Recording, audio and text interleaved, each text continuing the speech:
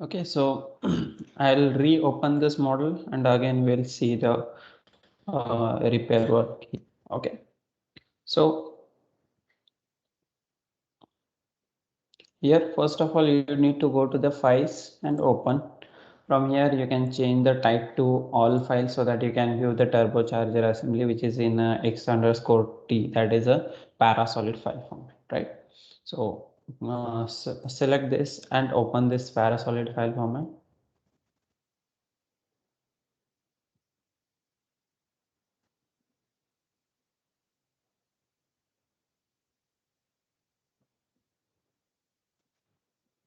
Okay, once the file is imported, as you can see, you can observe the various components over here. So this is the left casing, this is the right casing, this is also a part of right casing. As you can see, this is the middle casing, then shaft, left impeller, right impeller, then this is a flange over there, then this is the washer and nut. Okay, so all this uh,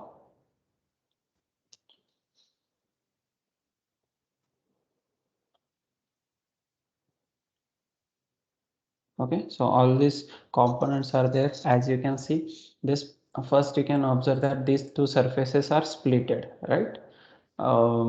So what you need to do is you need to combine them. Okay, so go to the prepare, then sorry, go to the repair tab. Now here you have to use all the repair tools to repair this model, right?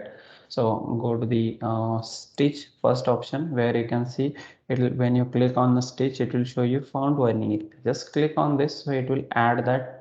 Okay, and you can see now the model is stitched and now it is a single body, correct?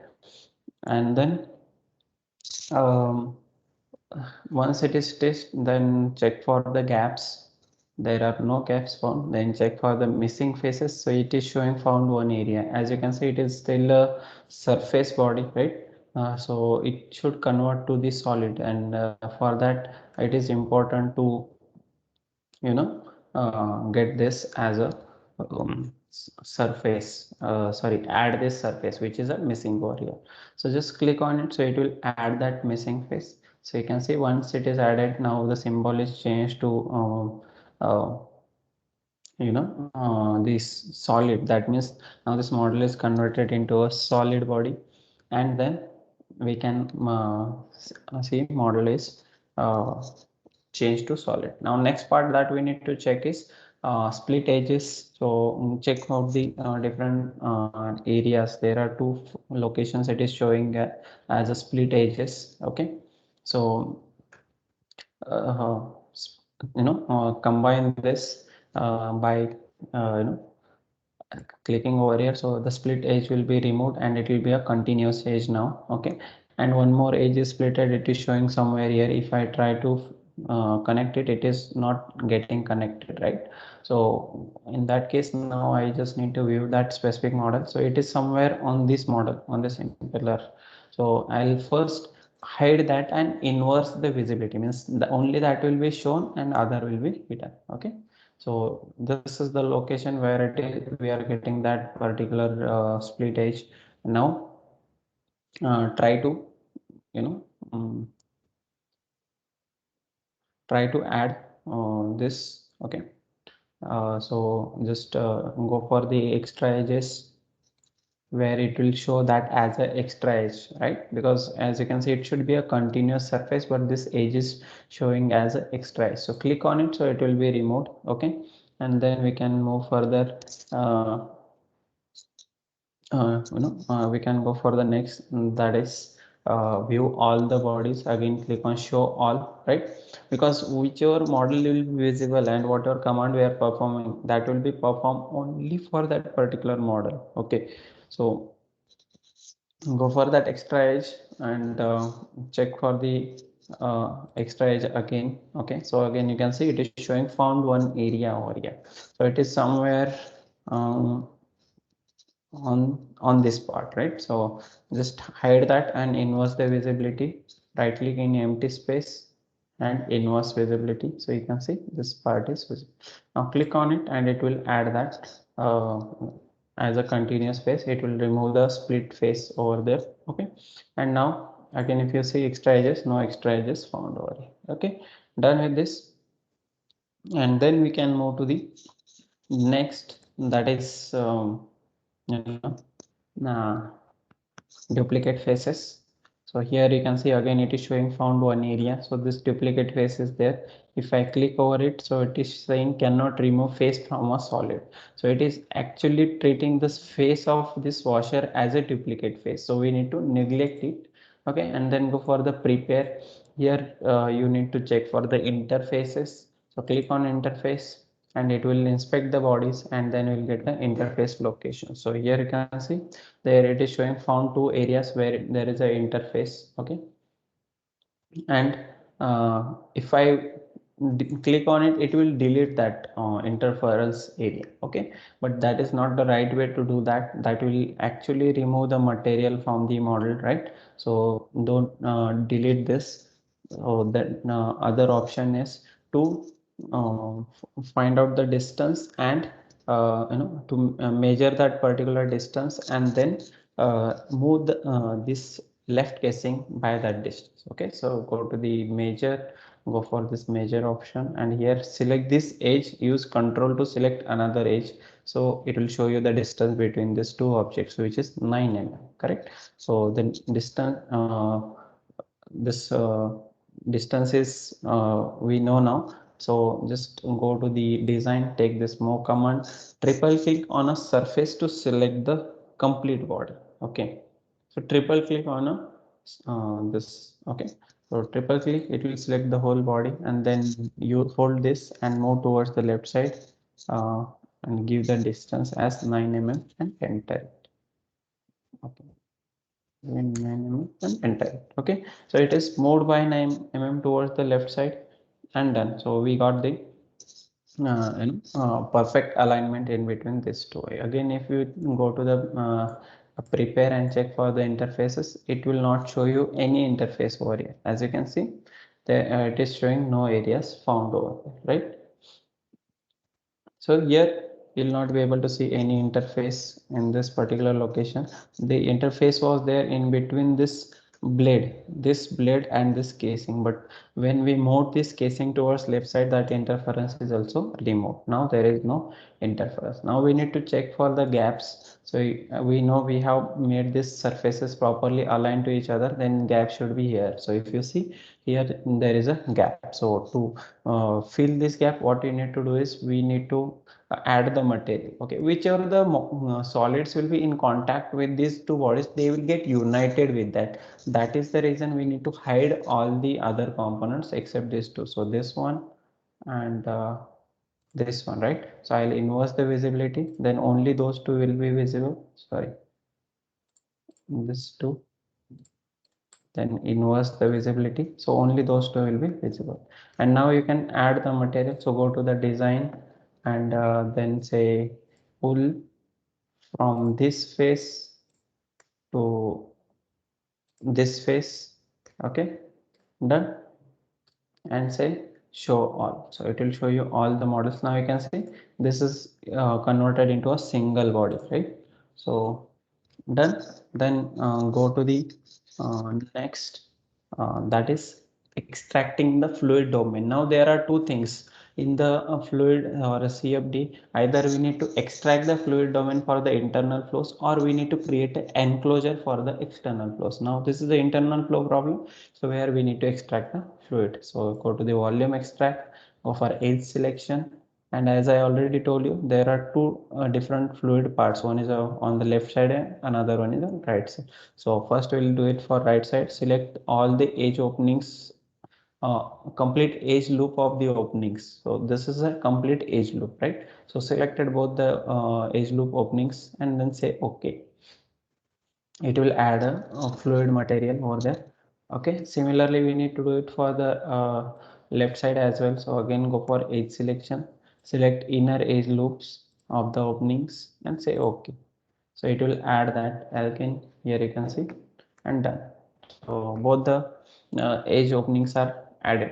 Sorry, both the fluid domains are added. If I want to view it in, then we inverse the visibility. So this is how you can see the fluid domain. Now if you want to take a cut section, you need to add a plane. Let's say I'll add it at the middle like this, and right click on a plane, clip with a plane clip, so it will cut the plane, and here you will get a cut section. Okay, so this is how we can create a fluid domain over here. Okay, so I hope this is clear to everyone. Is there any doubt in this?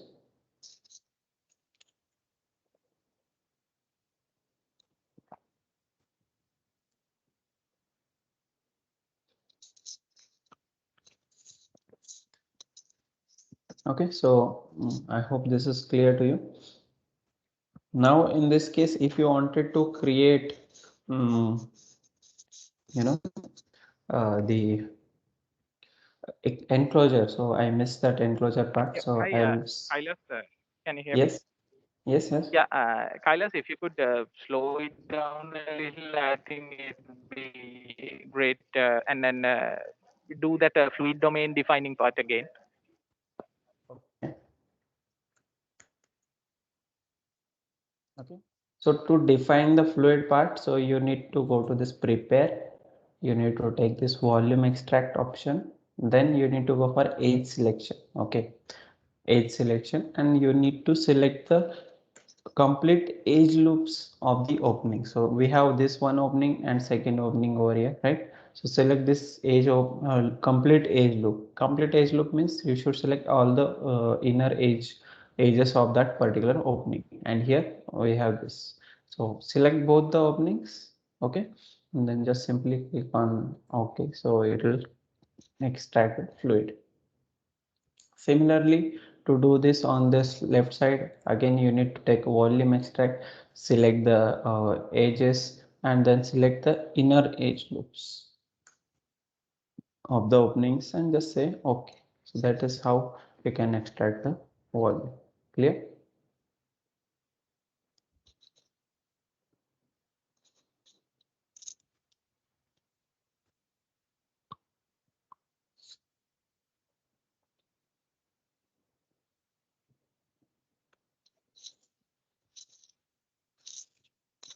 Okay. Is that clear, sir? Or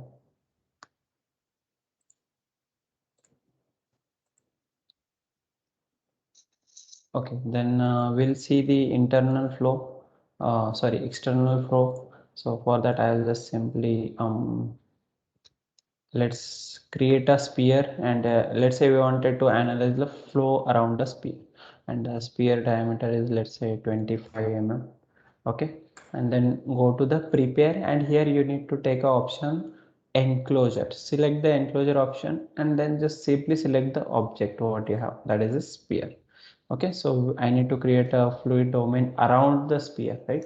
So when you select it, it creates this kind of shape. If you want to have different shapes, here you can select a cylinder, sphere, or custom shapes, whatever you want you can have.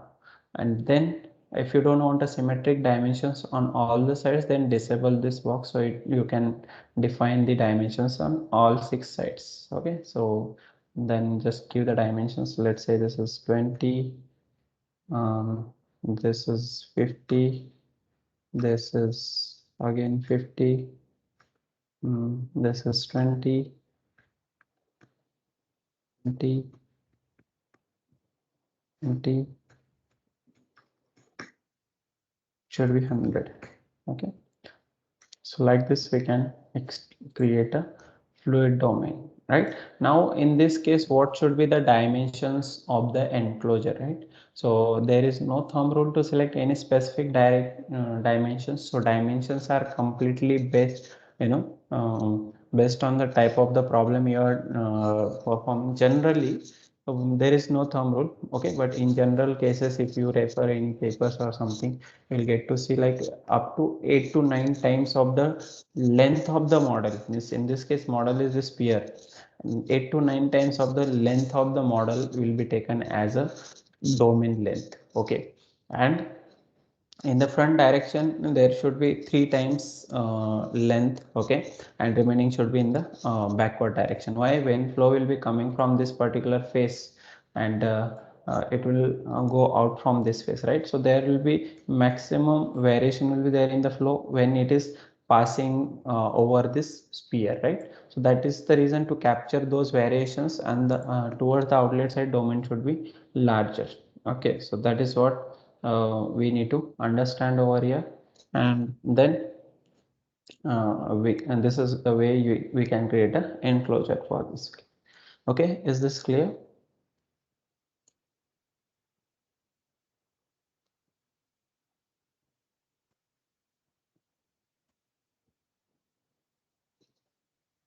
Shall we move to the next part?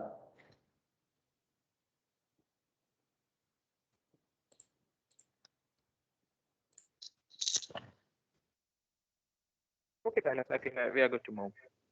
Yeah, okay. Just give me a moment.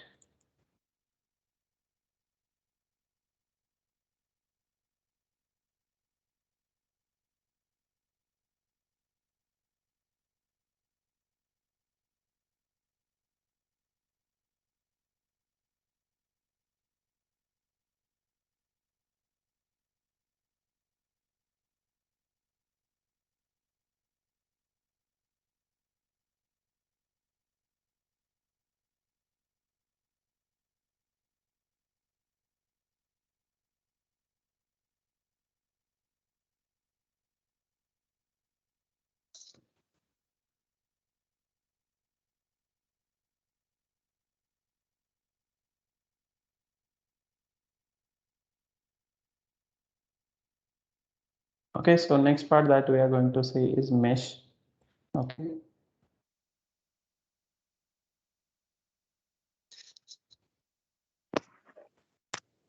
So Your first of screen is all, not shared, Kailash. yeah, I have not shared it yet. I'll share. Oh, I'm just checking the tutorial where I have saved it. Okay.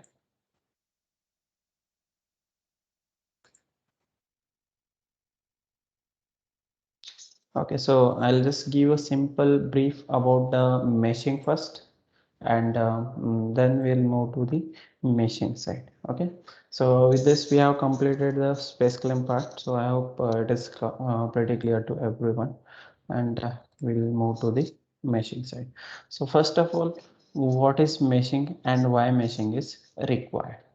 Okay, so if you see, um, meshing is useful.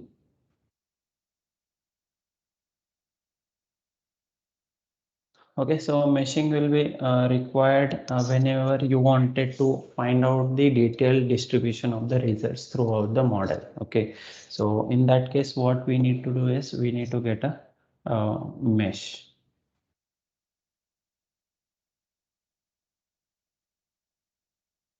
Okay, so how we need to proceed for that? So we need to divide a continuous body into number of small elements. Okay, so that is how we can go for the detailed distribution. Why how we can get the results? So in any simulation software, how exactly it works is, so the software that solves the results at, or any simulation in which we get a result at a nodes, or we can say the cell centers of the mesh. Okay, so how much our finer mesh we are going to create, that much detailed distribution of the results will be getting, right? Those many number of results will be getting, right? So what let's take an example of simple if you take an example of a water bottle, and you wanted to do the CFD simulation of water inside the water bottle, right? So in that case, you you know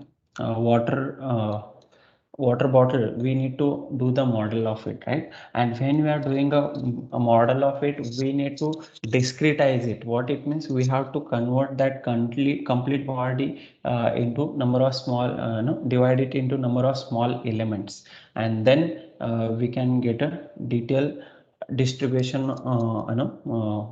over the model over there, right?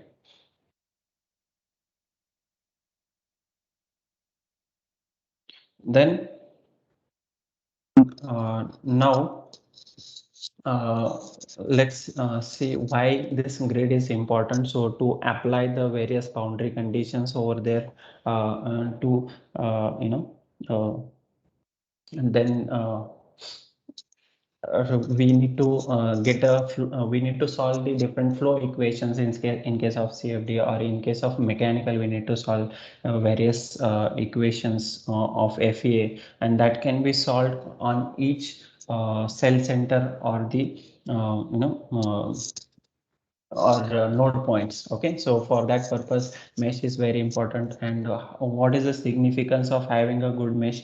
So that is directly impacting your rate of convergence, means how faster solution you will be getting. Though it's like you will be getting more detailed distribution, that doesn't mean you should get more number of elements, right? So there will be certain effects of that, like your rate of convergence will be decreasing, or convergence time will be more when you are having solving a problem with a more number of nodes. Again, solution accuracy, with increasing number of equation elements, your solution accuracy will be increasing, but at the same time your convergence will be more difficult, or it will be taking more time, right? So those parameters also we need to consider over there. And then CPU time requirement. So as much as larger mesh you are going to create over there, the time taken for the solution to for a system to get the results will be more higher, right? So that is how it is going to work, right? So that is going to take a more time. So all these parameters are interrelated, we can say, right? Then how we can say what are the mesh or what are the grid we are creating, whether it is having a good quality or not. So for that purpose, we need to check different mesh quality parameters, like let's say grid density, skewness, adjacent cell to volume ratio, type of element, like whether tet element or hex element, boundary layer mesh, how we create a boundary layer mesh. So all those parameters affect that, right? Then next is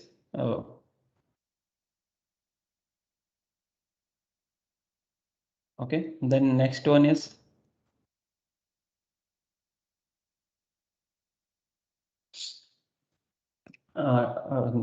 next is the type of the different grids. So we have the um, uh, two different grid methods, like a finite difference method and finite volume method. So in case of finite difference method, so whatever the results are there, those results will be stored at the node points, whereas in a finite volume method these results will be stored at the cell centers. Okay, then what are the different types of shells or elements that we have? So we have like different types, like tetrahedral or hexahedral elements over here, right? In 2D we have triangular and chord. In 3D we have tet, hex, pyramid, wedge, and arbitrary polyhedron. So these are the different types of elements that we have over here. Then what is the terminology? If you see, so terminology is very simple. So this is the point joining the two elements is called as node point. Okay, then this line over here, you can see this is called as uh, uh, edge, right? Or sorry, face in case of 2D. And then the this complete cell, this complete element, this is called as cell in case of 2D, which looks something like this. In case of 2D, this is the cell center. And then in case of 3D, if you see, this is a node point. um, this is the edge, this is the complete face, which is nothing but a cell in case of 3D, right? uh, and then this is a complete cell over here, right?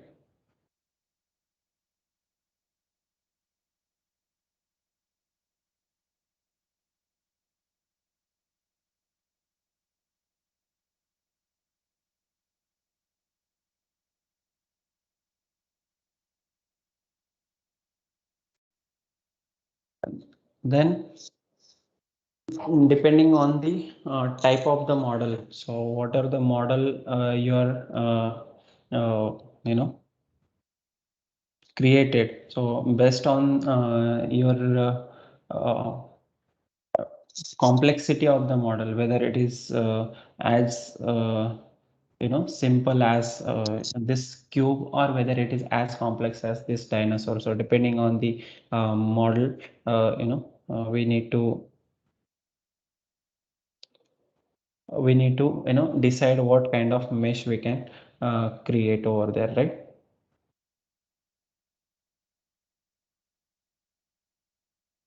Okay, so depending on the type of the model, we need to decide. So we have three different major types of the elements over here. One is a structured grid, mesh or elements, that is nothing but a structural grid also. So we used to call it as a grid as well. So there we have three different types. First one is a structured grid, another one is the unstructured grid, and third one is the hybrid grid. So in case of structured grid, you will be able to see the properly placed elements throughout the domain. So in structured grid, we have three types. One is the O type of structured grid, second one is the C type of structured grid, and third one is the H type of structured grid.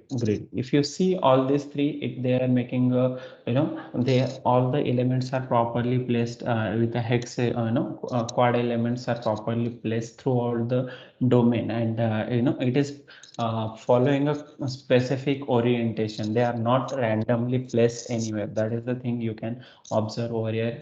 Even in C type of elements also, it looks like a alphabet C, and it also follows a specific pattern over there. It is not, all the elements are not like randomly placed anywhere, right?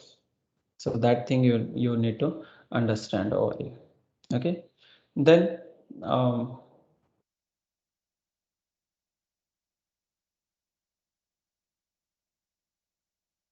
okay, and then next type is a unstructured grid. So if you see in case of unstructured grid, there is no specific orientation that is followed by any kind of element. So they are just placed to capture the complete domain.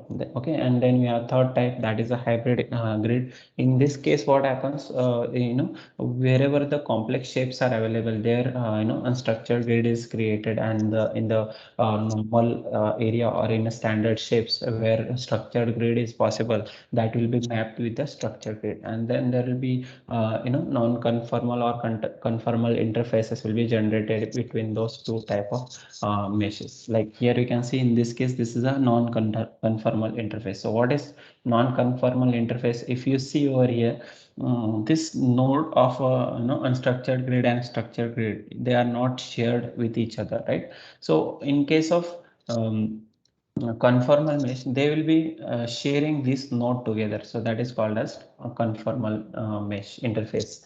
Okay, then you can say this is one of the example of a complex tetrahedral element where unstructured grid is created. And how to start with the meshing? So first of all, just create a normal mesh, and then just uh, try to refine the mesh. First create initial mesh, then give some boundary refinement, and then give the cell zone refinement, and start refining the mesh over there. Okay, then what are the different mesh quality checks that we need to check over here? So first one we have, that is the skewness. So what is the skewness? So how much your actual cell is deviating from the optimal cell size, that is your skewness. So how exactly it is? So let's say you have some circle over here. Okay, I'm sorry for this, I'm using a mouse, so it might not give you proper sketch, but I'm just trying to explain. Okay, so we have this circle as a domain, and I wanted to discretize it into number of small elements, or I need to create a mesh for this, right? So now this is the area, in the middle area it is possible to create a proper hex element, right? So which are created. But if I am trying to create a complete hex element over here, is it possible? It is not possible over here, right? Here it might create but this much area which is remaining, right? And when the cell, it should be somewhat like equilateral triangle, which is nothing but an optimal cell. But to compensate or to capture this area, what happens, it won't create a exactly equilateral triangle, right? Because of that complexity of the shape over there in that particular region, right? So that is the reason it has to create something like a actual cell over here like this. And how much it is deviating from the optimal cell size, that is nothing but your skewness. And what is the formula? Optimal cell size minus actual cell size divided by optimal cell size. So from this, what should be the value of the skewness, best preferred value? So when optimal cell size and actual cell both are same, then you will be getting a best skewness, we can say, right? Or a best quality element. So in that case, which what should be the skewness value? It should be 0. Why? When optimal cell and actual cell both are same, whatever their size will be, that will be same. Then their when you subtract that, that will be coming as a 0. So when you are subtracting optimal and actual, when both are same, you will be getting a 0 value. So 0 skewness is the best preferred. Okay, no need to worry about the formulas. In Ansys you'll be directly getting this you'll be directly getting this skewness value over there, so no need to worry about it. I'm just explaining. Then next one is the smoothness and aspect ratio. So what is the smoothness? So there should not be sudden jump, something like this. So what you can see, this particular model, there is a sudden jump. Means what exactly it is? So here we have one node, another node, third node, fourth node, and then fifth node is somewhere here. What exactly it means? You are losing data in this much domain, right? So that is the reason there should not be sudden jumps. Whatever the elements you are creating, it should be in this, in such a way that they will maintain certain smoothness. Though they wanted to the sizing should be increased, but it should be increased in a proportion, not suddenly, right? So that is what smoothness we need to take care of, right? And then next is aspect ratio. What is aspect ratio? So it is the ratio of largest side to the smallest side. Okay, so when what is the best preferred value of the skewness, which is nothing but the 1. When you have a perfect square, or we have a perfect equilateral triangle, in that your largest and smallest side both will be same, and the ratio of them will be 1. Correct? But when the largest side is this side is much larger as compared to the, then your ratio will be greater than 1, right? So which will give you the bad quality elements, or the quality will be reducing with the um, increasing in the ratio, right? So that we need to take care, like we need to try to maintain the aspect ratio near about 1. Okay, and then uh,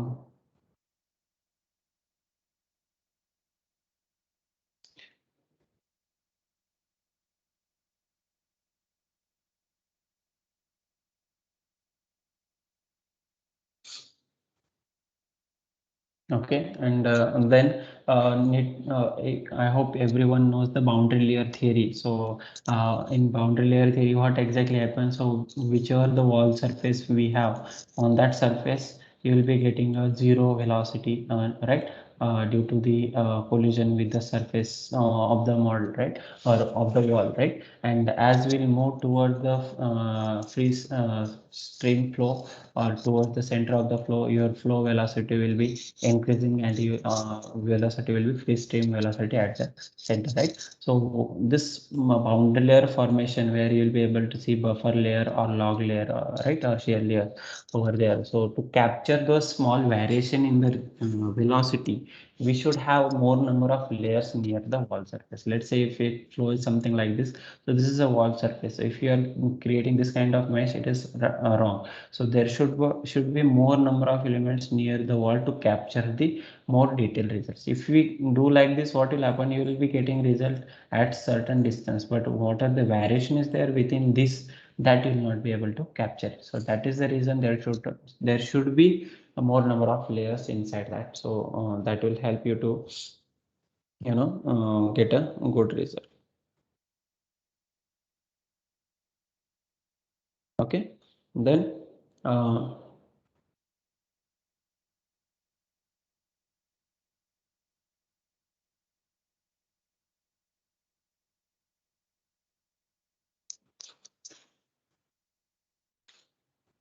okay, and then again, it is not necessary every time you should create a more finer mesh throughout the domain, right? If you see in this kind of model over here,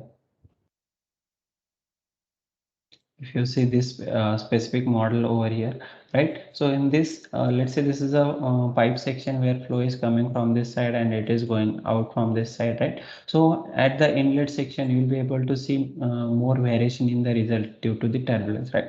But once the flow will enter inside this pipe, then the flow will be getting steady, and at the outlet you will be getting a constant flow, right? Then it is not necessarily you should create a completely dense mesh throughout the model. So in this, or you can say after inlet, uh, you can have little coarser mesh towards the outlet side so that you can reduce the mesh count, and that will help you to get a faster solution. Okay, so I hope you understood this. Okay, and then um, again, one of the important guideline over here is to maintain the smoothness, as I already discussed. Okay, so with this, I hope you understood the little bit theory part over here. So we'll just move towards the uh, like we'll start with the actual tool. There I'll show you all the options available for the meshing. Okay, so I'll just make you aware of see all the meshing options first, and then we'll solve the problems. Okay.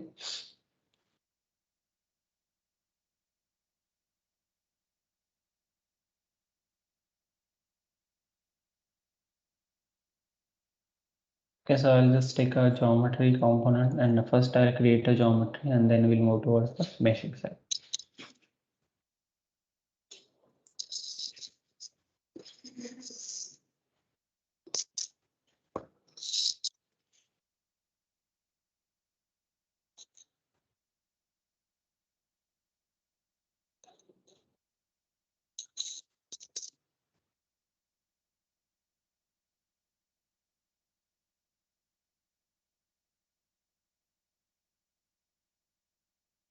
Okay, so I'll just create a model over here.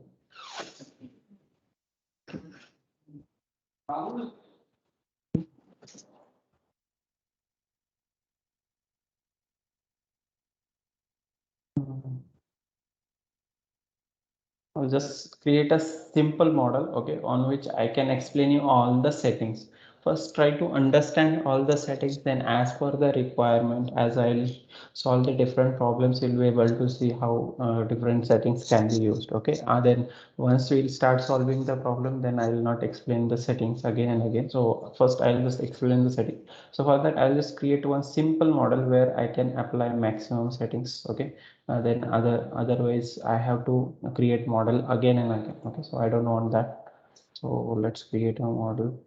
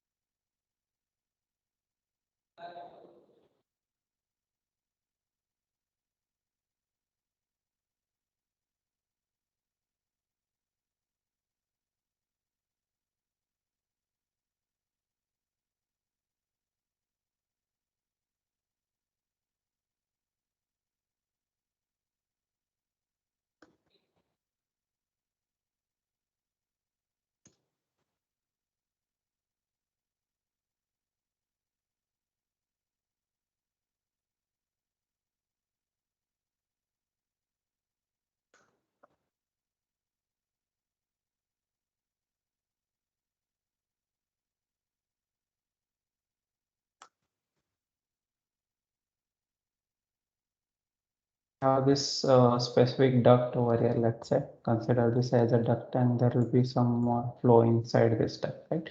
Now what I'll do, I'll extract volume extract. I'll extract the fluid domain out of it. Okay. Okay, so I know the opening, so I have selected both the openings and the uh, volume is set, correct? And now move back to the workbench and take a mesh component system, drop it on a geometry. Hylas, if you could slow it down a little, I think the attenders will have time to catch up and do the model as well simultaneously with you. Sir, I'll suggest to not do along with me. The reason behind that, whenever I'm explaining one step, and simultaneously when they are trying to do the same thing, and then I will be moving towards the next step, so they will be missing the next step. Okay, so that won't be good practice as well. So it's you can just refer the recordings afterwards for the practice. That's what I'll suggest. But if you try to do simultaneously along with me, so the reason is people miss the next step. So when, let's say, I have shown you this chamfer, so they are started doing this chamfer. In the meantime, I am going for the next step because I don't know, because I'm not next to you. So that's create that complexity. So that is the reason I'll suggest you can practice it. I don't know what is your day hours duration, so but like a college duration, but you can practice it, and we can discuss your queries or what are the problems you have. But if we'll practice simultaneously, then it will be little difficult for everyone to catch up. And another thing from my side is we have some structure to complete. Okay, so if I'll keep on, if I'll slow down that much, then it will be very difficult for me to complete whatever we have decided. So it's completely up to you how we need to go there. Yeah.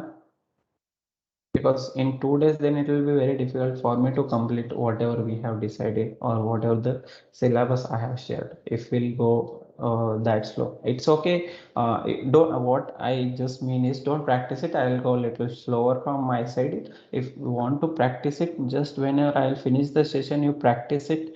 I'll share my mail ID as well with you. You can just uh, Okay, Kailas, look I at. think then we are good to stick to your method. So the participants will practice afterwards, when they have the recording with them. Not necessarily the recording, but when you are listening this more carefully, you will understand, and immediately after the session, you can practice it. And I will share the recording also immediately after the session. So you can, for as of now, you can make a notes like whatever the commands I am taking, which I am taking. Let's say to extract the volume, I am entering through the prepare, then volume extract, then edge selection, then selecting both the edge openings, and then say okay to create. So that is how you can follow as of now, and afterwards you can practice the same thing. Otherwise it will be little difficult for both of us, like for you to understand, for me to complete the syllabus if we'll go very slow. Okay, I Okay. hope you are understanding what I mean. Yes, uh, Kailas. Yes, we'll proceed. yes. So that is fine. You practice it. I'll share you the recordings immediately. And tomorrow in the morning session, we can have 5 minutes for the Q&A. You can just discuss what are the queries you have. Same in the second session also, we'll have 5 minutes so we can discuss the queries. Yeah, I hope that will be fine. Okay, so we'll start. So I have created this model. If you want, I'll explain it again. So I have just simply created a pipe. Now again, you need to be, know all this modeling part. So it will be very easy for you to understand.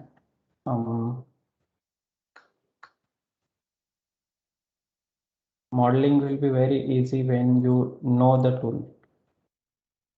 whatever I am doing it, it's not like I have practiced it before, but when I know the complete tool, it is very easy for me to work on it. That is what I mean. Okay, so I have created this 50 by 50 rectangle, return to 3D, and if you don't want to create a chamfers afterwards, what you can do is here itself you can create, sorry, fillets. We can create it, let's say 10 mm, then 10 mm, 10 mm, and 10. Okay, done. Return to 3D. It will convert to a surface. Then pull it. Let's say I will pull it by 250 mm. Done. Then create a hole over here. Let's say it is of 20 mm. Or it should be a little larger. I will make it as of 30 mm.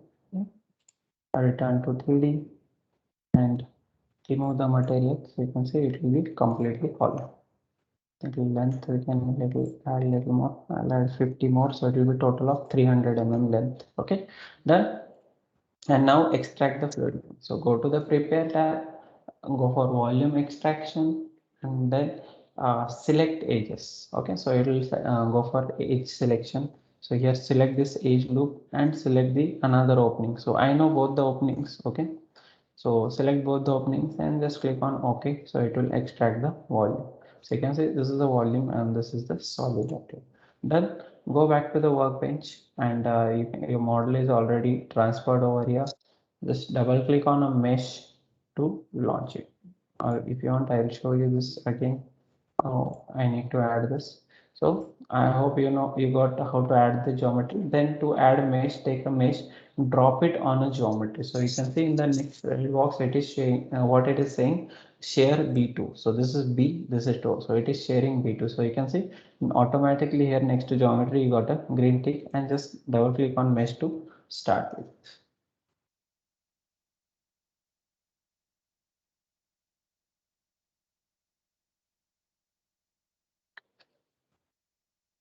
Okay, so here on the bottom side you can see over here starting meshing. So this is very important. Many times people feel like it is not opening and then no, try to attempt no, multiple clicks and then no, system may went into the loop. So just need to wait. Now it is launching it, right? So we need to wait until it will launch the machine tool.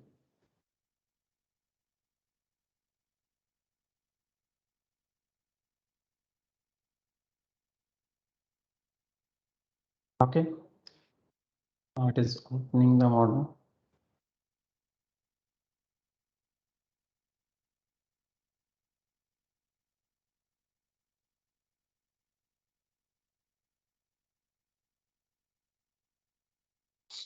Here you can see in the geometry. Okay, first I'll explain you the GUI. Mouse operations are same. Scroll button, when you rotate it, it will zoom in or zoom out. If you press the scroll button or middle mouse button, it will rotate it. Okay, and then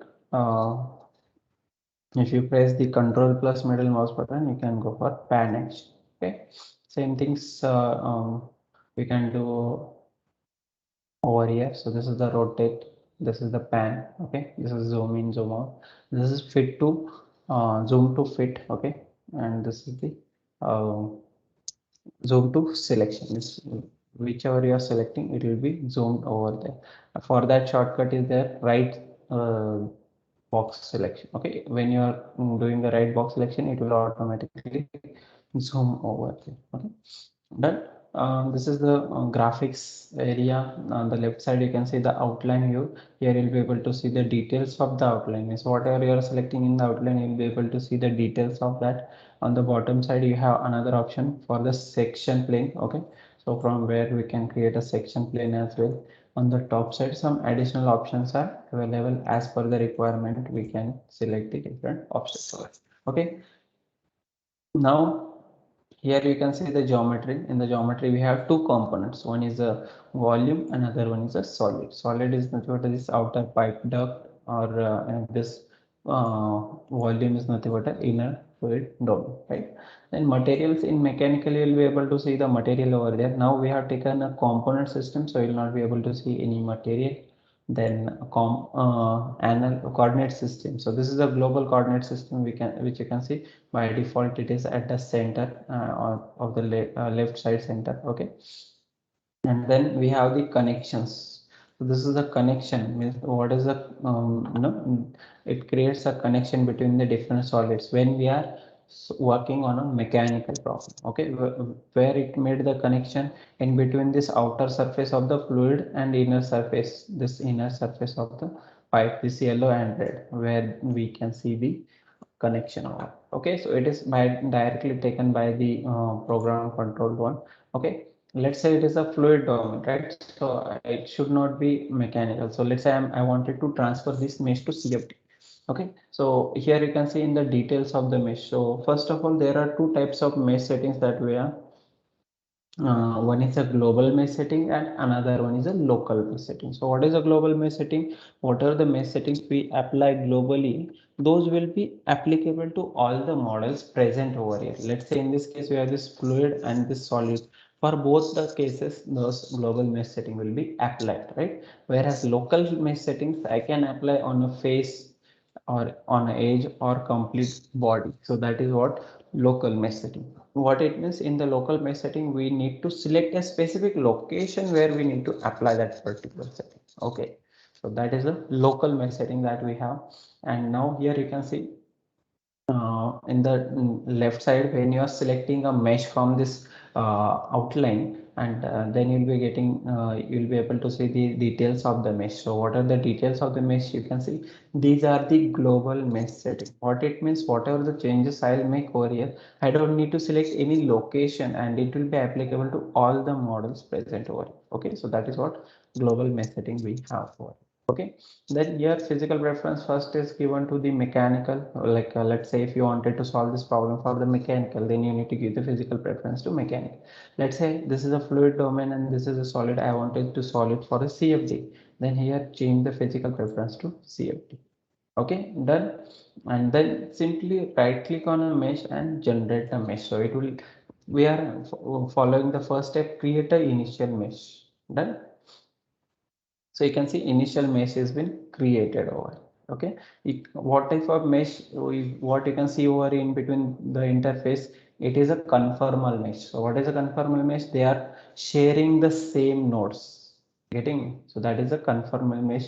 It is created over here. Okay, conformal interface, not it's not a non-conformal interface. In case of non-conformal interface, I'll show you when it will create a non-conformal interface. It will be looking in a it will not share the nodes. Okay, so what I did first is just simply selected the mesh, right click on mesh and generate mesh. Okay, so I have created a default mesh. I have not made any other changes except changing the physical preference to CFD. Previously physical preference was to mechanical. So if I wanted to solve a problem for CFD and if I have given the physical preference to mechanical, that mesh cannot be used for the CFD solution. Okay, so that is the reason you should set up proper physical preference. Done. Then solver preferences fluent, okay, which is given over here. You can see again in Ansys we have three CFD tools. One is the fluent, CFX, or polyflow. To which model we are sharing this mesh? Let's say I am sharing with the fluent only. So select a fluent. Okay, so which is a default one. Then you can view this. What are the mesh it has created? You can view set up certain display style to that. So use geometry setting, instead of that change it to element quality. So here you can see element quality varying from 1 to 0. So 1 is the best quality, 0 is the worst quality. So it is varying from 0.99 to 0.12. Okay, means 99% to 12%. So wherever you have red, again color doesn't matter. Whatever the value that color has, that is important. So every time the color value will be changing. Getting? So in this case, the uh, this value is 12%, means this elements are 12% good only. Okay, whereas you can see the blue elements which are having 100 no 99% good quality, or 99.86 means almost 100% good quality. Okay, this is just for the observation. Okay, not the from which you can understand which areas are having a bad quality cells. Like you can see here we have bad quality cell, here we have, then here and here, right? So those locations we can check out with this. Then instead of element quality, you can check out any other thing, like whatever we have seen the mesh quality check parameter, like aspect ratio, skewness, orthogonal quality. Here you will be able to see multiple mesh quality checks, but generally we consider aspect ratio, skewness, and orthogonal quality. So if you check these three parameters, if you try to optimize these three parameters, automatically all the parameters will be improved. So let's say we'll see the aspect ratio. So there are certain elements which are having aspect ratio of 9. What exactly it means? The largest side of that element and the smallest side of the element, the ratio of those two is 9. So you can understand how larger that element is. You can see this element is this much larger. If I don't know if you can see over here this dotted line. So it is from here till here. That is the reason. Okay, like this you might be able to see it properly. So it is 9 aspect ratio is there, which is a very bad quality. Okay, so that is how you need to understand this from this color coding. Instead of, let's say, aspect ratio, let's see the skewness. So you can see skewness of 0.03, which is a good what we have. Like skewness of 0 is the best preferred, and worst is a 1, which is not at all preferred, right? So you can see 0.84 or 84% element quality is there, or we can say not percent, we cannot count it in percent. So wherever you have the skewness of 0.84, that is a very bad quality cell, if you can see over, right? Then you can check even the orthogonal quality. Same orthogonal quality also bad for the same elements over here, right? So now then you can just go to the element quality over here. And second step, what you can do is changing the element size. So you can see here, next option is element size. Default it is 15 mm. Let's make it as 4 mm. Okay. Again, what change I have done now, only change the element size to 4. Right click on mesh and generate the mesh.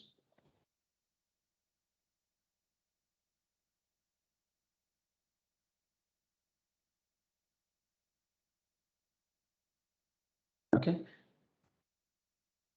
is it changed? Yes, as you can see, aspect ratio is changed. Previously, the aspect ratio was 9, now it is 7, but still we are getting a bad quality cells. Let's say I'll create it of 2 mm. Now make sure what dimensions you are using. It is in mm. Okay, so if you want it in meters, then you can change it from here, or you can change it from.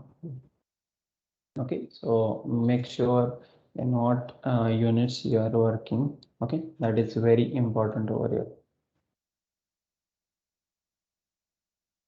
Then let's say I have changed the element size to 2 mm and again update it. Okay, again generate a mesh. Like how now you can see I'm trying to refine the mesh, and now you can see the maximum or the bad element quality is, or maximum aspect ratio is 7.4, but now the location is shift inside this particular towards this fluid domain, right, or towards the fluid side. Previously it was on top surface, now it is inside this, correct? Now it is changed.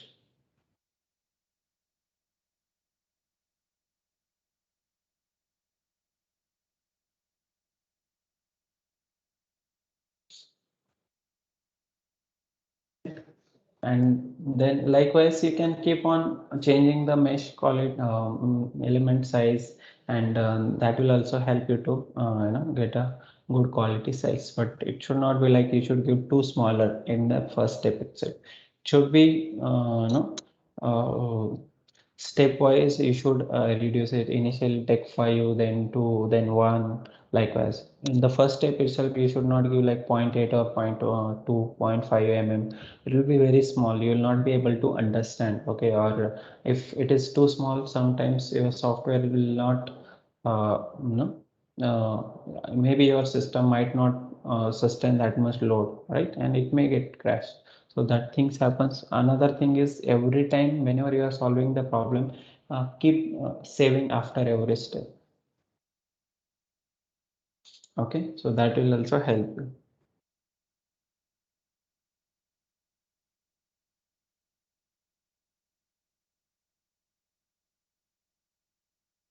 Okay, then this is about the sizing. Once this is done, then you can expand this next step, that is sizing. Here you can see the growth rate. So what is the growth rate? As I told, the changes should be smooth.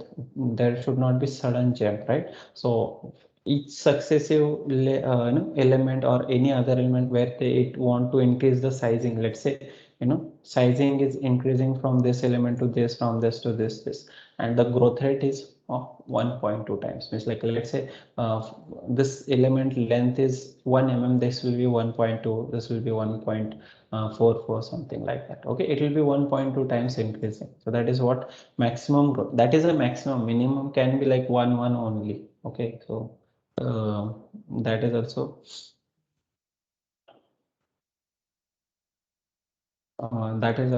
no, minimum can be anything. The maximum size that we have given, that is a 4 mm. That also you can change it. Okay, that which is the default it has taken. You can add it.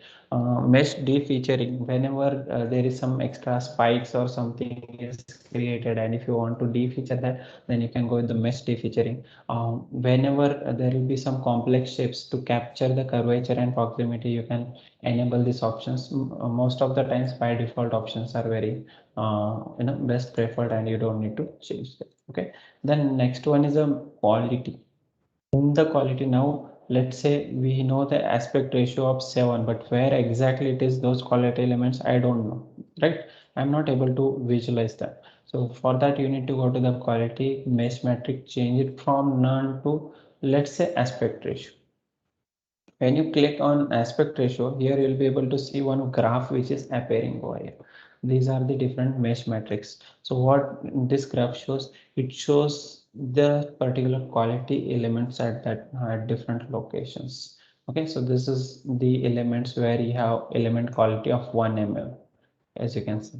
Okay, it will show only those specific quality elements. That is what I mean. You can see over here. If you want me to take a cut section as well, then you can check out. I'll take sectional plane, cut it over here, and then also you can observe.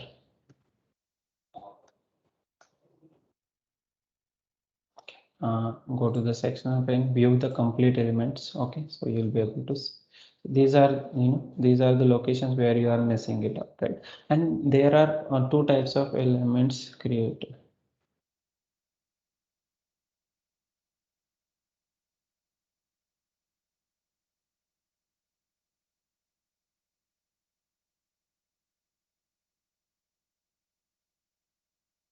Okay, so there are two types of element which are created by default, right? We have not set any type of element as of now, right?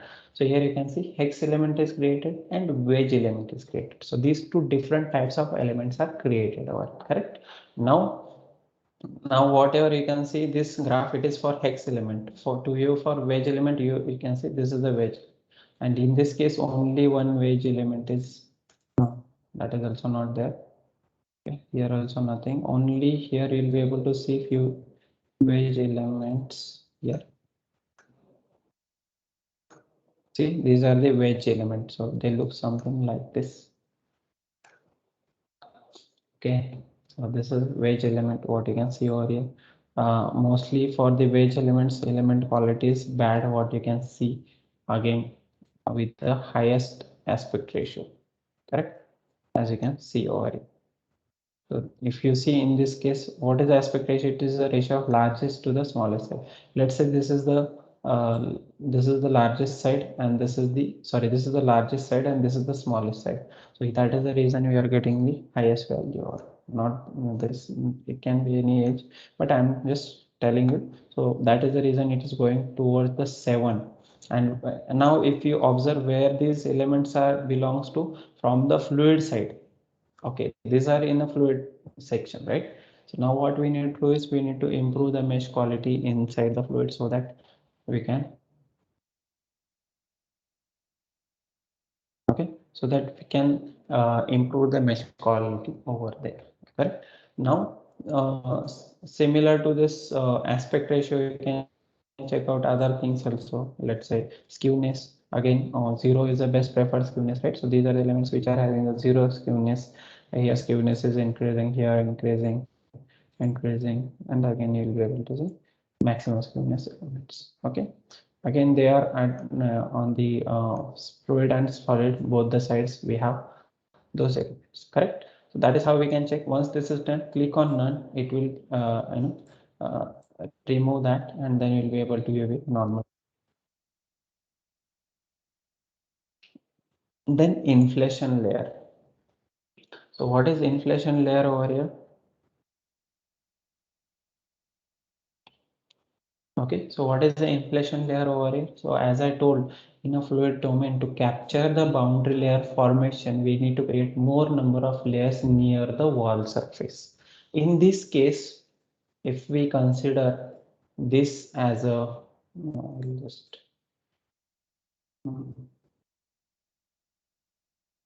display.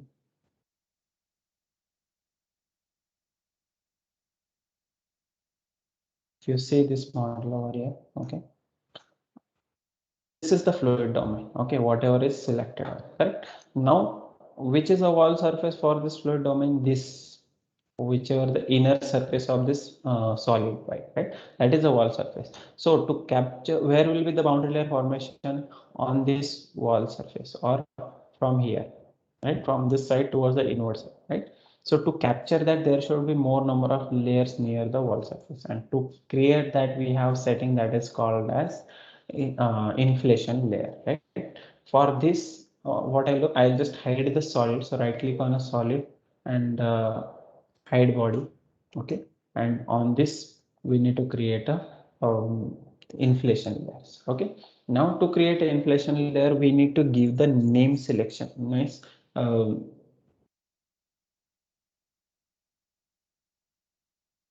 just 1 second.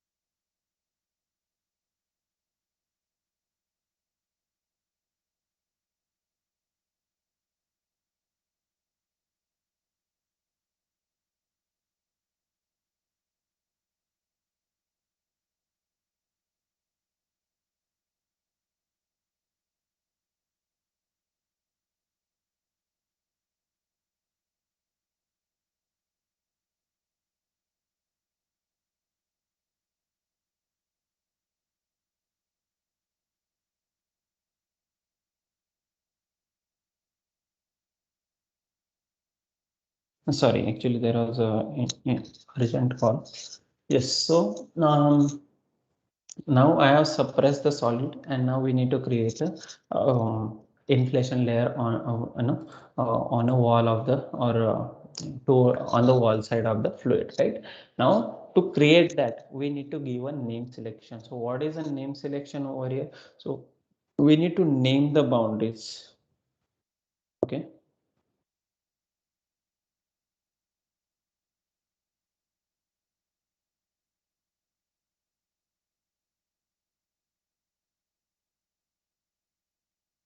Okay.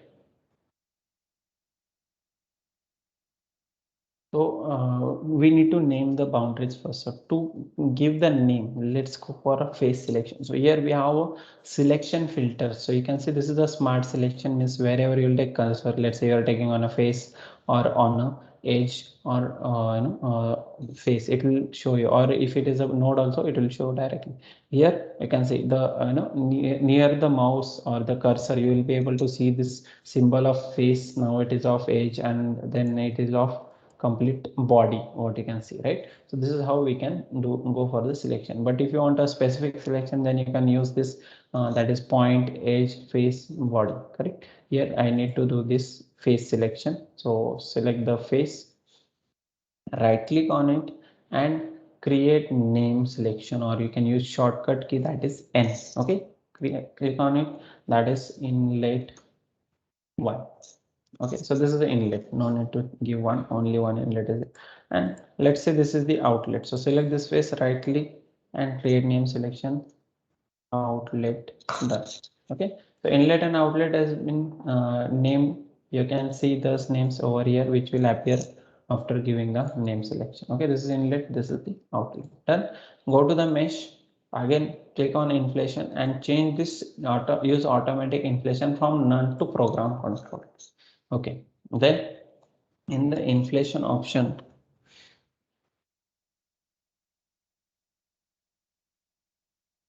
okay, this is the inflation options. In the inflation options, we have uh, five major types, but here mostly we consider the two important thing, that is the total thickness or first layer thickness. So this you need to calculate with the help of a formula.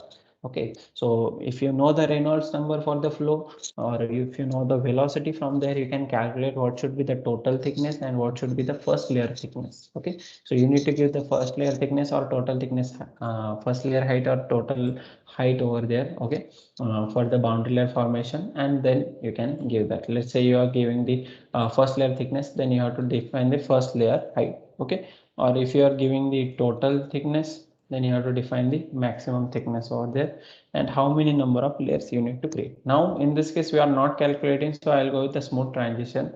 According to the mesh setting, software will automatically decide the value, but this is not preferred when you are actually solving a practical example or a problem where you wanted to get a correct results. Okay, and now here we are just practicing, so I'm explaining you because I don't want to calculate the thickness and all those things, so I'm just giving you.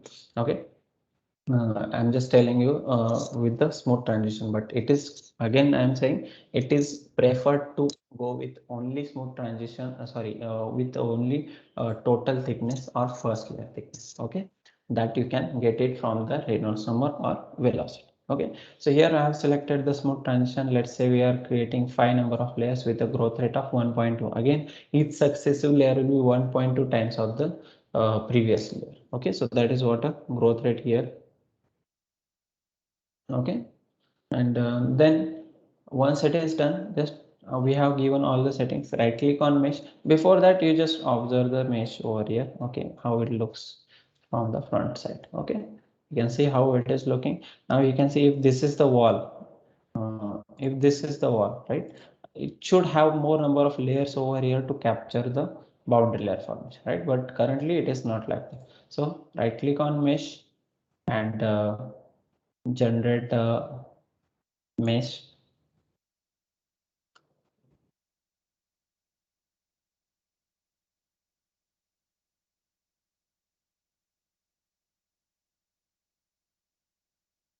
So it is taking time.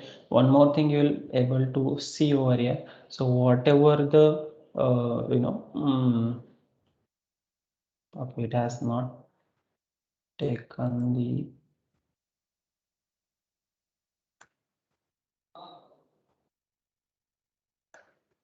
okay, maybe that number is too high for this.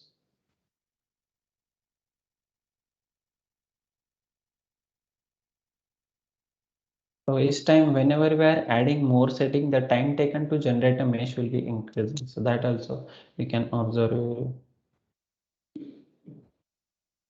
Okay.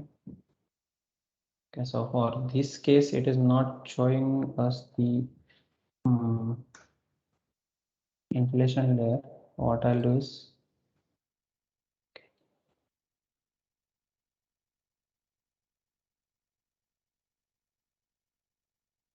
Okay, I'll just suppress this body because of this body it is not showing.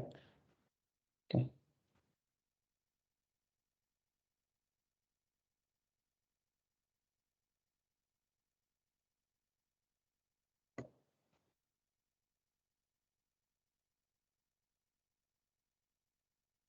Yes, I can see. Due to that body, it was not showing me in the global mesh setting. It works like that because the name selection should be on for both the bodies, right? Now you can see the inflation layer over here. Now automatically the hex elements are turned to the tetrahedral elements, and you'll be able to see the inflation layer over here. Okay, so this is how this inflation layer will be throughout the domain. If I take a cut section over here, and if you observe this, it will be throughout the wall surface. You can see it will be throughout the wall surface. Okay, throughout the wall surface, you'll be able to see this inflation layer over. I'll hide the cut section. Okay, then in the advanced settings you can use the parallel processing. Okay, but this is valid only for specific commands when you are working on assembly and all. Okay, where you can solve it faster way with a more number of cores in the parallel. Okay, so that helps you to get a faster mesh. Okay, and then in the statistics you will be able to see the various how many number of nodes and elements over here. So for this particular problem it has created 54,359 nodes and 1,60,874 elements. Okay, so that you can check out over here. So these are the all global mesh settings that we have. If you have any doubt in this global settings, please let me know. Otherwise we'll move to the local mesh settings.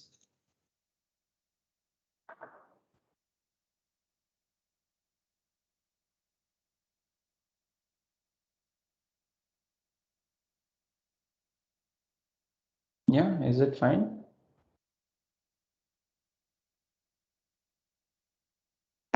Yes, Kailash, I think we can move forward. Okay, okay.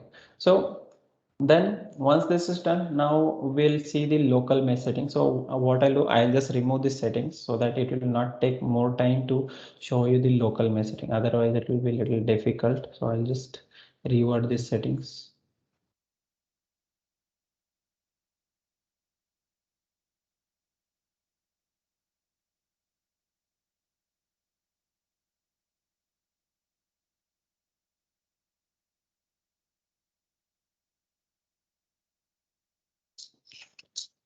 Okay, so we are back to the normal setting over here. And now local mesh setting. Now, if you have seen, nowhere I have selected any specific location where I supposed to apply that setting. Okay, in the global mesh setting, but in local mesh setting, first of all, I should select the location where I should apply that particular mesh setting. Okay, so to view all the local mesh setting, right click on mesh, insert, and whatever the mesh settings, you can see these are the local mesh setting that we have. Okay.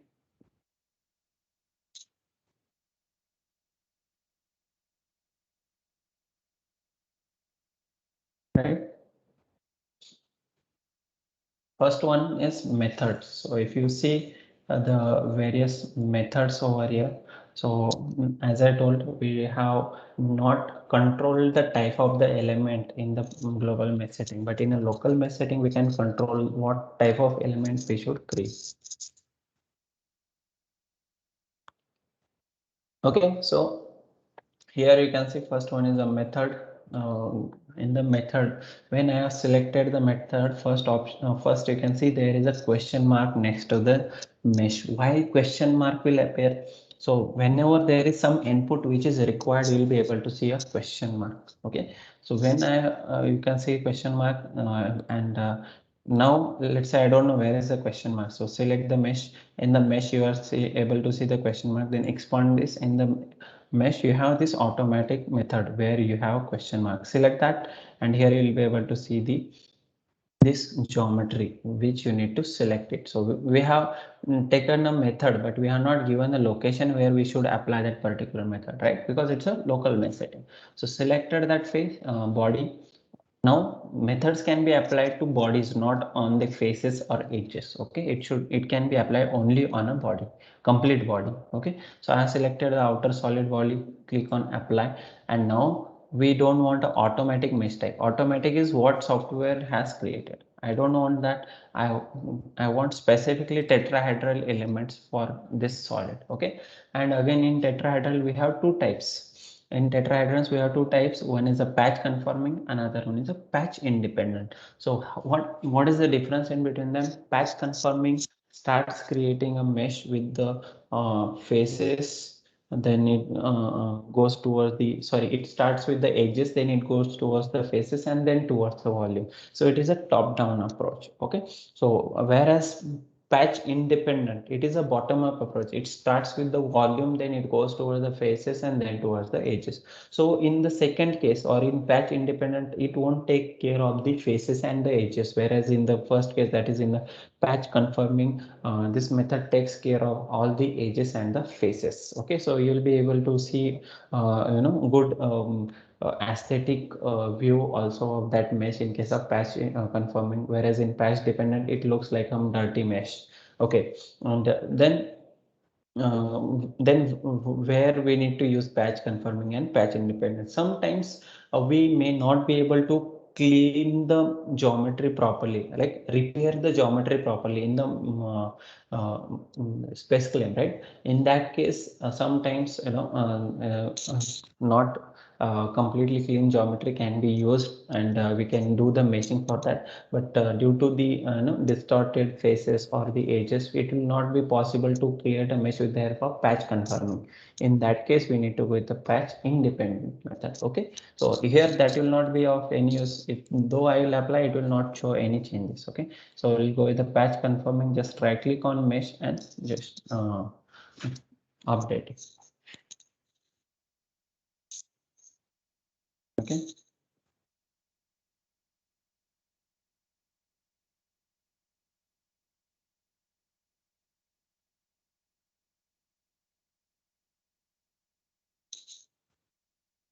Okay, and then you can see types of the elements is changed to tetrahedral elements. Now here you can see for this outer body it is completely tetrahedral elements, but now you can see now it is not a patch sorry, what is the word, it's not sharing the nodes. Okay, uh, in the previous case it was sharing the nodes as well. Okay, so I forgot that name. Okay, so interface, right? So it's the interface is not sharing the nodes over here in this case now, right? It's a non-conformal interface in this case. Okay, and then we can change this. Let's say for this model we'll apply another method. Let's say we'll go with the hexahedral elements. Okay, and in the hex dominant we have two types. One is a quad and triangular, or all quad. So let's say we wanted to create all quad elements for this fluid problem. So right click on mesh and generate the. So whether all quad will be possible for the circular model? No. So you can see, though I have applied all quad elements, it will still create certain triangles during the meshing. So you'll get that message as well. See here, you can see warning, all free, all quad free face mesh type was chosen.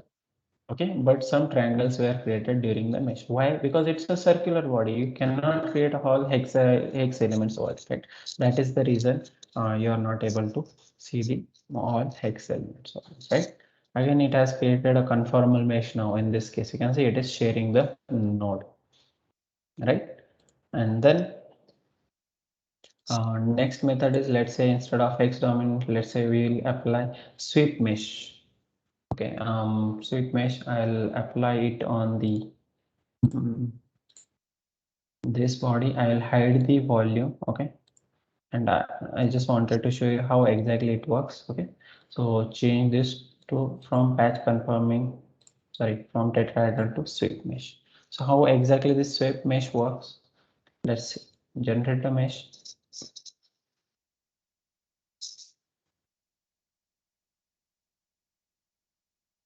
and you can see.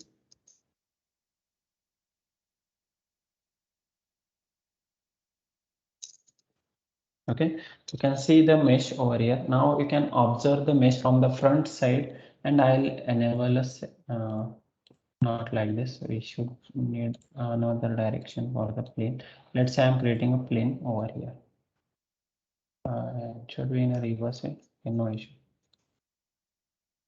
Okay, you can see the elements over here, and when I will unhide it, you will be able to see the same elements throughout the cross section. So whatever element it will create on the front face, same element, if you take anywhere cut section, you will be able to see the same way. It is following a specific no, pattern throughout the length. Okay, so that is what sweep mesh, what you can see over here. You can see I'm now section is visible, now section is disabled. You will be able to see same kind of element, and that is possible only when it is a sweep mesh. Okay, then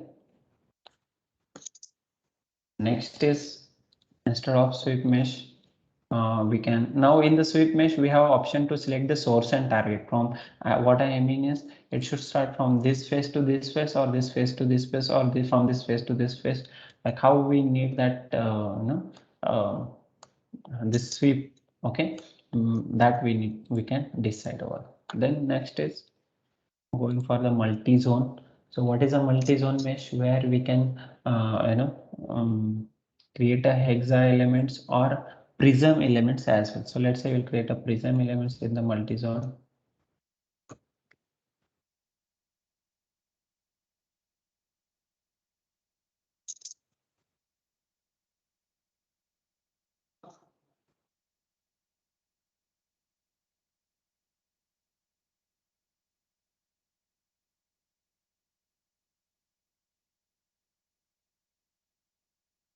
Okay, so you can see it has created a multi-zone mesh. These are the what kind of element? Prism elements it has created. If I select one of the elements, so this is the option to select the elements over here, and you can see this is the prism elements look like. Prism or wedge both are same kind of elements, you can see.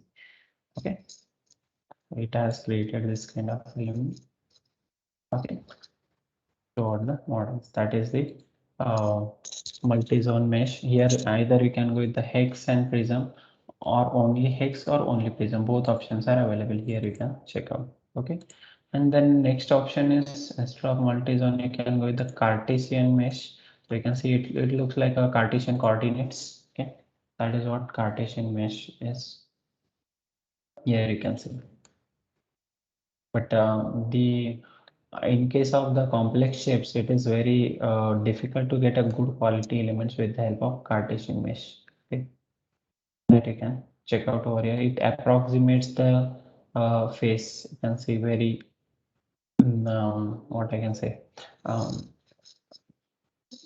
this circular shape is directly changed, as you can see from the front side. So that is what the Cartesian mesh exactly does, right?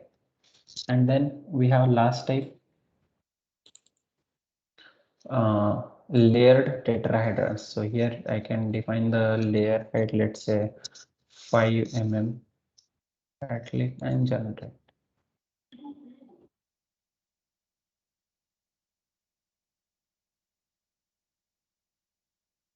Okay, left should be 1.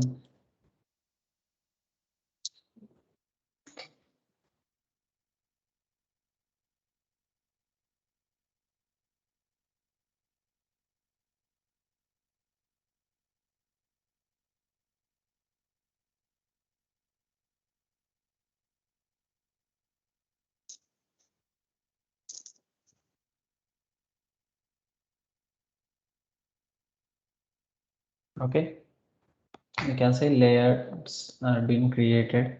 You can say it looks something like this. this layer. So this distance what we have defined, this is like one layer, okay, which is of what again 1 mm size. Okay, so this sizing is 1 mm, so it will create within that. That is a layer tetrahedron. So this is not much used. So in this, all this, if you see tetrahedron, hex dominant and sweep, these are the mostly used types which we have over here. Okay, then I'll just delete this.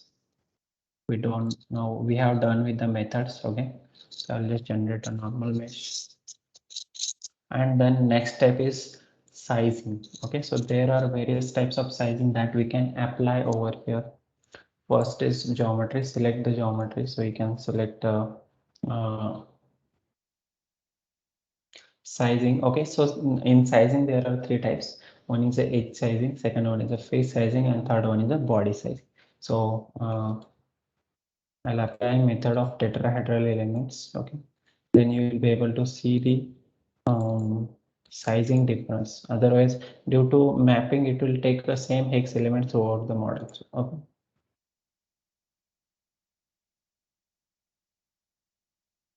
generate a uh, tetrahedral elements first. Okay, and now I'll create a sizing. So here you can see first I am taking edge sizing. Okay, right click on mesh, insert sizing, select this edge. Now you can see the edge is selected. Okay, any edge you can select, this edge. Okay, and click on apply. You can see name is changed to edge size. Okay, and then here you can define the edge sizing in a four different ways. First one is the element size. By default element size is 4. Let's say I'm creating of 1 mm, so you can see the preview how the elements will be changing. So now within one cell, now it will create 3 cells. Okay, right click on mesh and generate the mesh. Each time it will be taking more time to create a mesh. Now you can see here, you will be able to see little finer mesh as compared to other. We have created elements of 1 mm sizing along this length only. Okay, and that is how it looks. Then instead of giving a element size, here I can give number of divisions. Let's say I wanted to divide this edge into 50 divisions. Okay, so right click on mesh and generate. So then I can say now this edge is having 50 divisions. Okay, or this edge is divided into 50 parts. That's what I can see over here.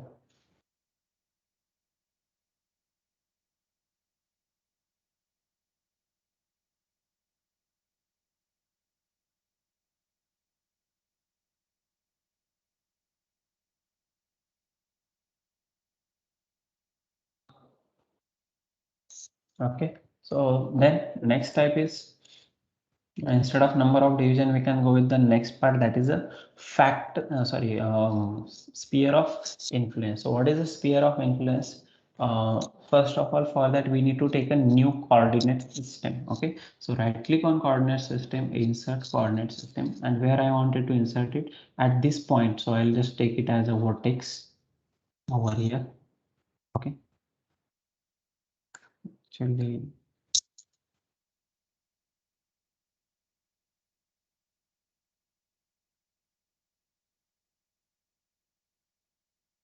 okay, it is created at this point. You can see this coordinate system is created with the name coordinate system. Go back to the edge sizing, and here you need to select a sphere center, and you can select that coordinate system, that is coordinate system. Then give the sphere radius. Let's say I'll give 10 mm or 15 mm. Okay, now whatever part of this edge which will be inside the sphere, only that will have the sizing which I am defining here. Let's say I'll define 0.5 sizing. Okay, right click on mesh and generate.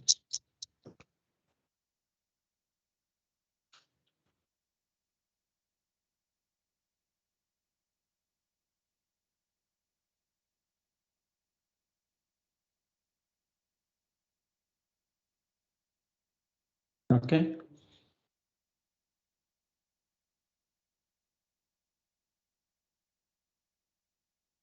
okay, you can see now to maintain the smoothness, it has created a small size elements in the other part, but in this case, majorly it is only for this edge, for this edge, only the part until where the edge was inside the sphere, for that only it should create that. particular mesh. Okay, and then the last option here we have factor of global sizing. So what is the global sizing? Currently we have global sizing of 4 mm. So factor of global sizing, let's say I want it as 0.2, that will be 0.08 mm sizing it will create. Okay, like a 0.2 times of the global size, that is global sizing is 4, so 0.2 times is like 20% of global sizing is 0.8 mm. So it has created a mesh of 0.8 mm. Okay, so this is all about the edge sizing. Now I'll change this selection. Now you can see it as edge. I'll delete this, let's say, and I'll add new sizing, insert sizing, and I'll go for face selection, and let's say I'll select this face, or let's say this face, and you can take. Okay, on this face, click on apply. You can see name is changed to face size. If I'll change this selection and I'll select the edge, then it will change to edge sizing. If I change this and I'll select the body, and then it will change to body size. Okay, so this way it works. Here we are going to take it as a we are going to take face, so face sizing, and again options are same, element size, sphere of influence, and global factor of global sizing. Here you will not be able to see the number of divisions. Why? Along the face we cannot define how many number of divisions we want, right? Only we can define it along the length, so that option is not available. So first one is element size. Let's say I want element size of 1 mm on this face. So right click on mesh and generate, so it will create a elements of that specific size.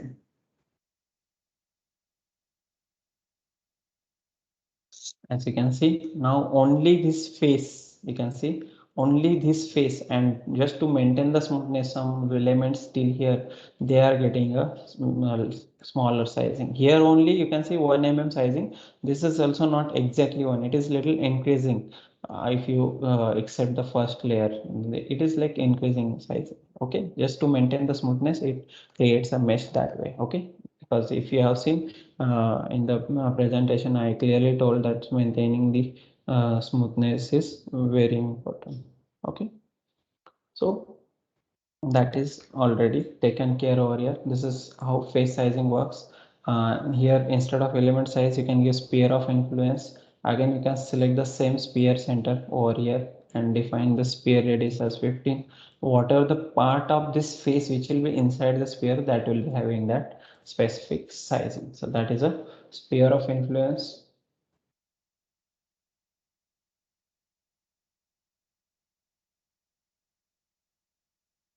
Okay, this is what sphere of influence. And then the last one is a sphere factor of global sizing. Here we can define it. Let's say we want it as 0.5, that is 2 mm, right? 50% of global sizing. You can see over here. Okay, now it is changed. You can see this is a little larger as compared to this. Okay, so that is how face sizing, and then last option is body sizing. Change this to body sizing, and here also we have option. First one is element size. Let's say I want element size of 2 mm for the whole body. Generate. Now you can differentiate. If I call the volume also, then you will be able to understand.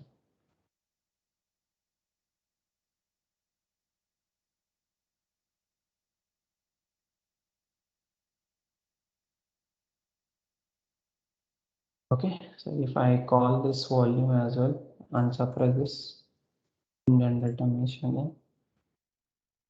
Here you can see.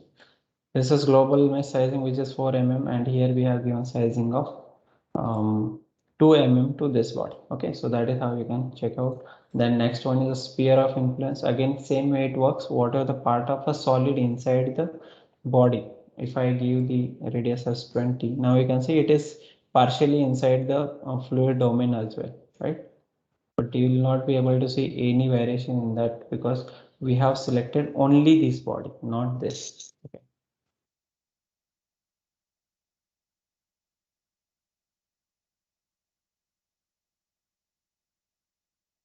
Okay, as you can see, it is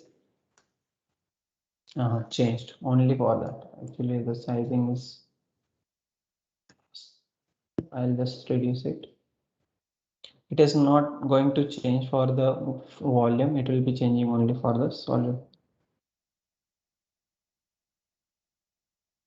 As you can see here, you can see there is no effect of that sphere on the volume, only it is there on the solid part, okay, not on the fluid part. Okay, then after sphere of influence there is body of influence. Like how we get this sphere, same way we need to select a body, but the body should be interfering, so that cannot be done over here. Then that body gets removed, only whatever the interfering part of that body with this body, that will be having that specific size. Okay, so that is how, okay, that is how this body of influence work. And then again, factor of global sizing also you can give, let's just say 0.25 and then generate it.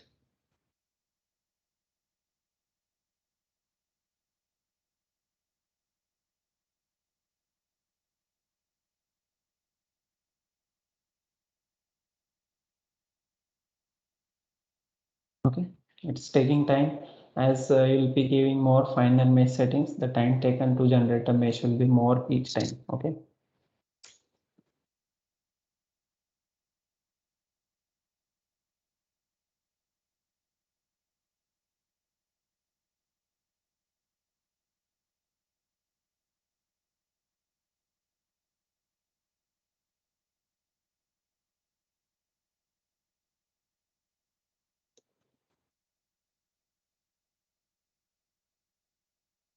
as you can see, it is taking too much time.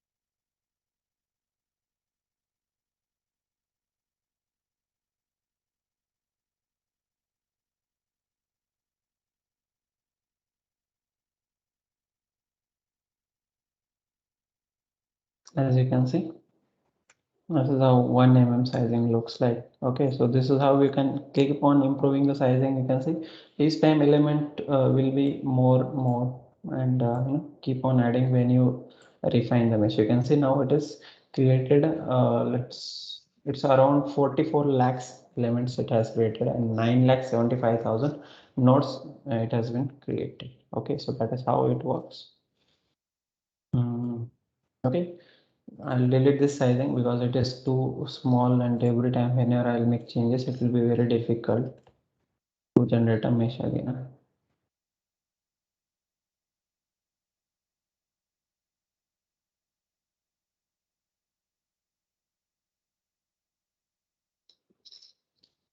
Okay, next after the sizing, contact sizing. Okay, so what is the contact sizing? Similarly, how we are giving sizing over here, what are the contacting faces? Okay, what are the contacting faces are there, those will be sized with the separate sizing. Okay, here you can set the contact name, so this is the name of the contact, that is contact region. For that I can give sizing, let's say I want sizing of 2 mm to the contact. Okay, this contacting faces. Okay, this faces means this face of the fluid and this face of solid. Okay, that I can define over here.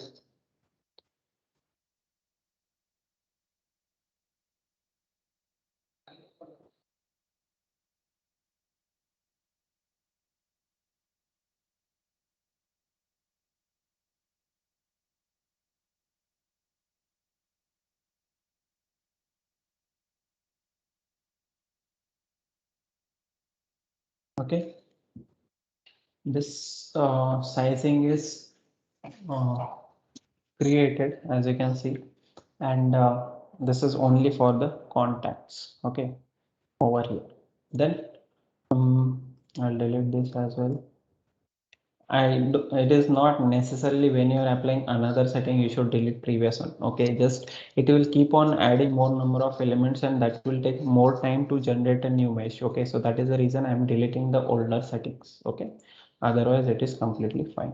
Then next one is a refinement. If I want, just generate a mesh first.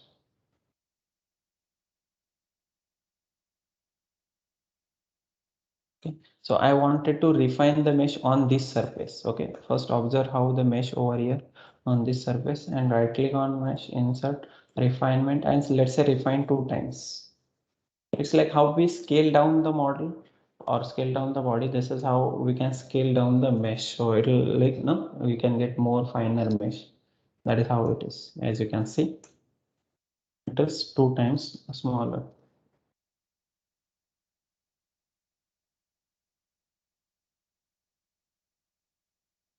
Okay.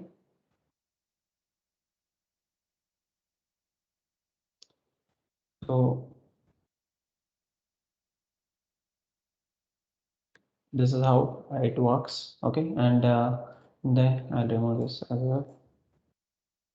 Next one is a face meshing. Okay, so face meshing, I'll just create it on this face, apply, right click, and generate mesh. So you can see how exactly mesh is looking right now, and afterwards how it will look. So you can see it will create a very good structured mesh on a face only. Okay, so this is a face meshing, not on a volume. Okay, so whichever face we select, there you will be able to see this kind of good properly placed elements over. That is what face meshing over here. And delete this.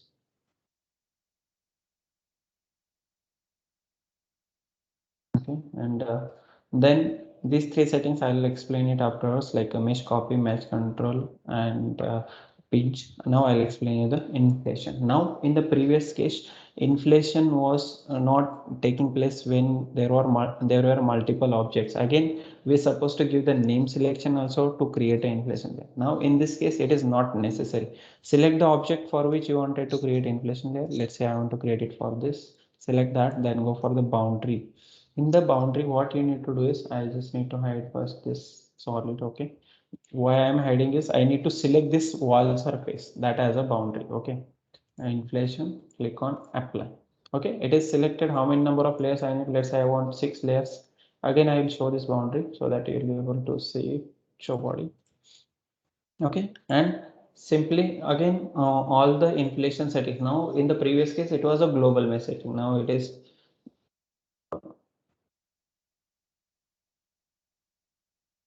okay, it was a global messaging. Now here it is a local messaging, so it will be other things will be same, like giving the first layer or total thickness, first layer thickness, or smooth transition, whatever you are selecting. Okay, so these options are same as global messaging. Only here we are applying it locally, so we need to select a locations where we need to apply it. Okay, then let's create 6 layers. Right click on mesh and generate mesh.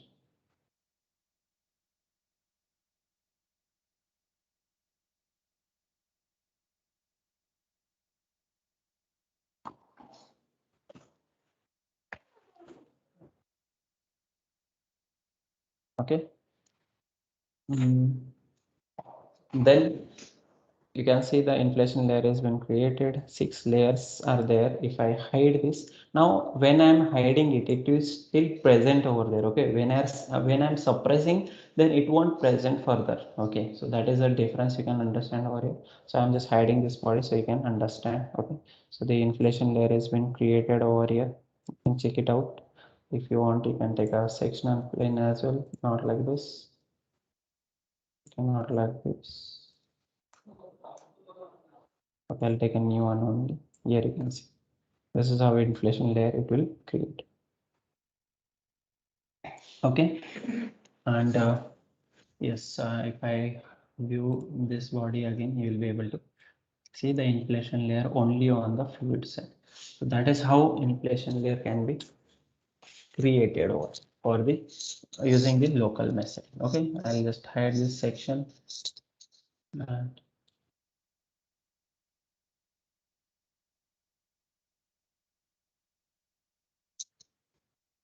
And I hope you understood all the settings except those three which I have not explained yet. Okay, is there any doubt? Because I'm going to close this model then. And because for those 3 settings, I need a specific models only. So that is like very specific cases where we can use those settings. Okay. So I need that kind of models for. Any doubt in the part which I have explained till now?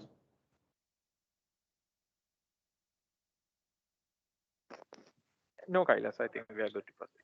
Oh, okay, okay. So I'll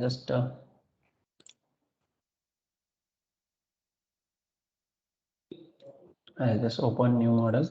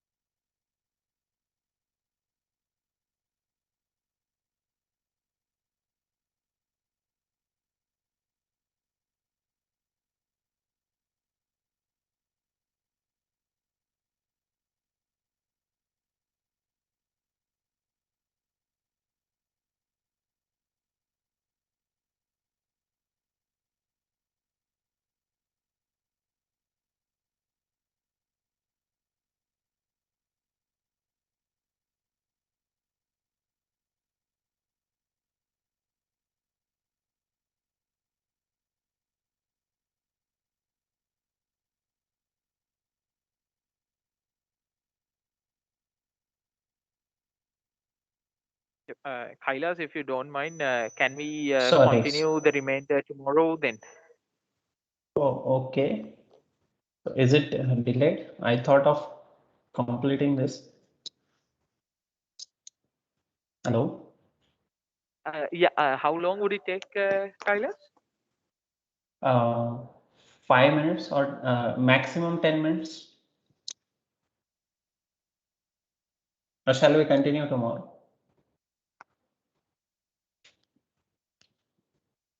Hello?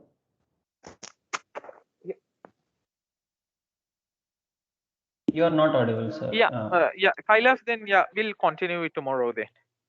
Sure, but one more thing, sir, then tomorrow we may need to extend the session, okay? So in the morning also, if possible, we have 10:30 time, but try to be there by 10:30 itself.